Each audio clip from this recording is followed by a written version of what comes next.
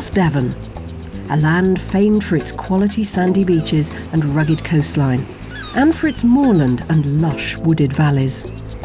A county rich in geographic potential. Just a few miles from this beach lies the small primary school of Horwood and Newton Tracy. Although geography was all around them, they knew they were struggling with the subject.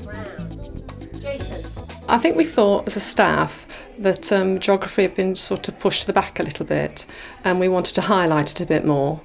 And we also we weren't very happy with the units of work that we were following, so we thought we'd like to change those as well.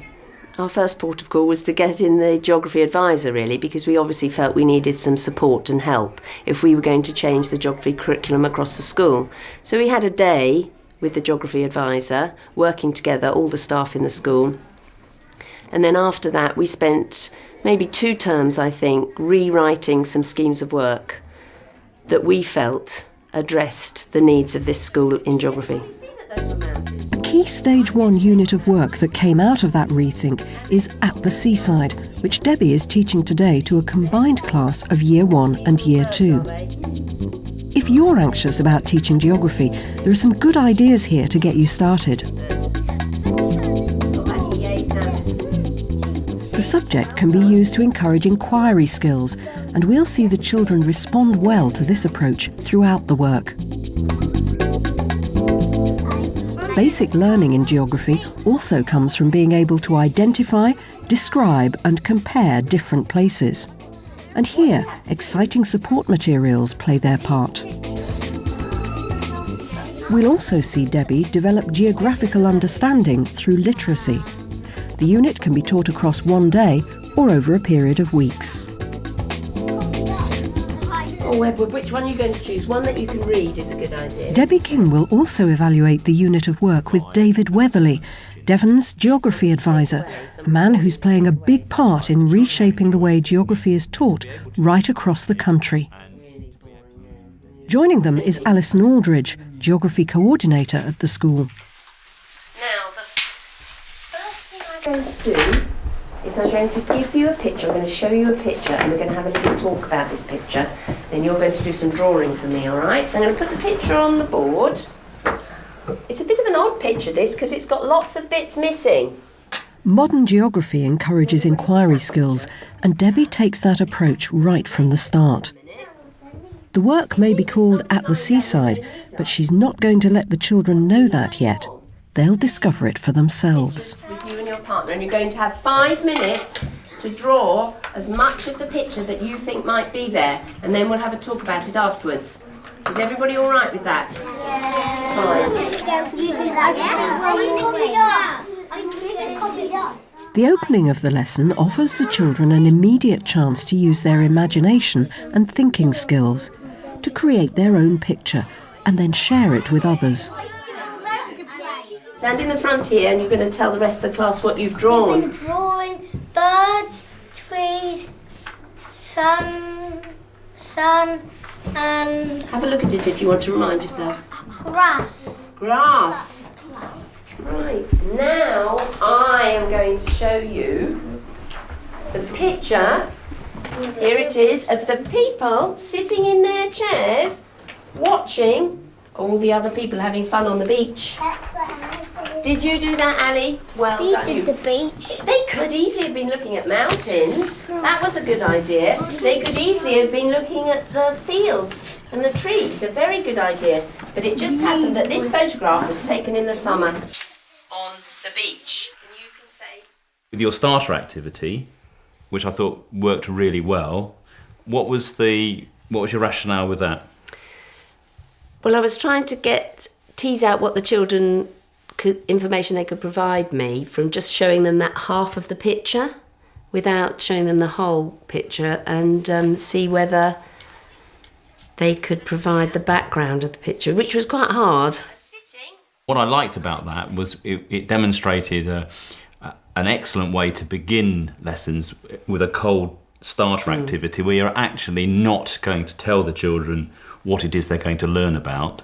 You're actually going to make them speculate and think about what it might be. Yes. And that worked really well. The next stage of the lesson encourages working in pairs. The aim is to see how the seaside is different from other places. They're given 6 photographs of the seaside, the countryside and the city, and have to arrange them in matched pairs. I'm not sure. I wouldn't have to be a long way away to go to them places, but we would there. That's probably in London. Actually, Hollywood. It could be Exeter. I could do Exeter. When the children have had a chance to explore and discuss the differences, Debbie draws the whole class together. Put that on there, Ellie. Good. Why have you put those two together? Because they're both got water. They both got water. Do you know what sort of water this is? Can anybody help her? Matthew? It's the sea, isn't it? It's that big water, isn't it? And these the pairing activity, the description, I thought worked well. There was a little difficulty, wasn't there? Oh, matching the pictures together. I said that each picture had a partner, and then the children were trying to put the pictures together like a jigsaw. So maybe if I were to teach that another time, I'd have to rethink the language I used. Debbie now encourages the children to combine geography with literacy. They also begin to show real inquiry into the subject, and they still don't know they're having a geography lesson. Now this bit of the lesson is to learn some new words. When we're talking about places around the world, places near Lovercott or places a long way away, we need to use the proper words so that people understand what we're talking about. And I've got a lot of flashcards with lots of different words on here, and some of the words belong to these pictures, some of the words belong to these pictures, and some of the words belong to these pictures. So in your packet you have got the same words, they're coloured so they don't get muddled up with your people sitting on your table. You're going to put them on the right pictures, okay? This one, darling. Big buildings. Oh, near big shops. Brilliant. Where's that going to go? There. Brilliant. After fitting words to pictures, it's time to take the children's literacy skills one step further. We're going to put the missing words into this piece of writing. Now the missing words are all these words that we've been learning. So you know what they are. I'll help you with the other words so you won't get confused. Should we read the first sentence then? How How is the seaside different from other places? Oh, how is the seaside different from other places? Is it like the seaside has lots of people at the seaside and Yes. they swim in the sea? That's right. The next bit says, in the photographs of the... I'm not sure that we needed to do this activity. I think we'd done a lot of work on the key vocabulary, and maybe it would have just been better for them to label pictures or something. The actual text of the worksheet was a bit complex. And also the layout of it. If I'd been doing it, I might have done it in a different layout so that it was maybe more child-friendly. It is a skill that about being disciplined in terms of the geography, because, Yes. and I agree with you, I think perhaps with the pairing of the labels and the locating of the labels on Yes. the right photograph, the geography had been accomplished. Yes. Yes. I don't know whether you felt that, Alison, and whether this writing exercise was actually a repetition for some. Because they were same labels. Anyway, same Same keywords words. anyway we were using. Saying that, the children quite enjoyed it. Yes. Because it was fun for them, finding the word that fitted Yes. into the space. And But it is things. quite important to make these links with literacy. Yes. The harder Sally tugged, the more tightly the limpet held on, until suddenly Sally slipped and fell, with the limpet stuck onto her finger. She ran out of The reading of a story leads Debbie into a linked literacy activity. encouraging the children to use geography vocabulary by writing a postcard from the seaside. This is what your postcard looks like on one side, where you're going to do your writing, and you're going to write the name of who you're going to send it to. So if it's your friend, you're going to write your friend's name there. If it's Granny, you're going to write Granny's name there. If you've gone away and left Mummy and Daddy behind, you could send Mummy and Daddy a postcard. Right, Joe, let's see where we've got to now with this. Today I got a limpet stuck on my finger. That's one sentence. What are you going to put at the end of it if it's the end of the sentence? Good boy. Dear Emily, I have been to the park and been to the shops and been to the beach. I saw a crab from Molly. Very good.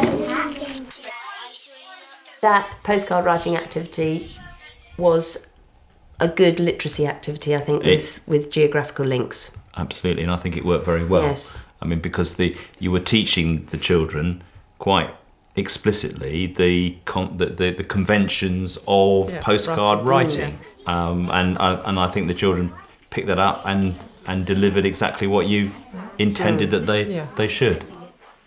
What have you learnt? Lucy? About beaches. We have learnt about beaches. What is it you've learnt about the beach? We've learnt about sending postcards to your friends and on the beach you play in the water and stuff. Yes. Anything else? And you find shells. You can find shells on the And beach. crabs. And crabs. And Molly? seashells. Well, but I've learnt something that if you go in a rocky pool, you shouldn't pick up any Olympic shells because there might be one in there. What should you do with the things in the rock pool, Molly? Just leave them alone. Just leave them there. Certainly looking at it from the outside and watching the children at work, I think the lesson worked very well. And I think there's no doubt about it that the children at the end of the lesson were going away with an understanding of the environments that you had established as your objectives at the beginning of the lesson. And I think that sort of collaborative learning is really good for them. They can help each other, and I just think they worked really hard on that all day. They did. And I think they learned a lot. You get to do writing and drawing pictures and stuff. I liked about drawing and the writing and stuff and learning about the countryside. I liked putting all the words on the pictures. So, to wrap up, here's Debbie's recipe for making a start in Key Stage 1. This bit, what do you think it is? Use a cold start activity to develop inquiry skills. Identify and describe what and where places are, and then compare them with other places. Develop geographical understanding through literacy. And apply geography vocabulary to written work. Comprehensive lesson plans and support materials can be found on the Teachers TV website.